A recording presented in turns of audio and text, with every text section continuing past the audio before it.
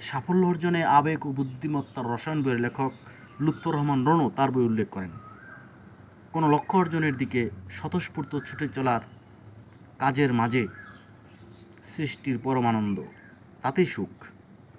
আর যে কাজের মধ্যে সুখী থাকা যায় সেখানেই সাফল্যের মুখটি হেসে ভেসে ওঠে। ফ্যাশনেট কাজে পজিটিভ মাইন্ডসেট গড়ে ওঠে, তখন বহু কঠিন সহজ হয়েও আসে।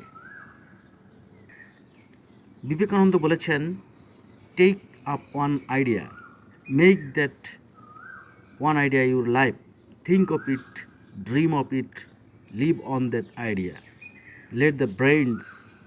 let the brain muscles, nerves, every part of your body be full of that idea, and just leave every other idea alone. This is the way to success.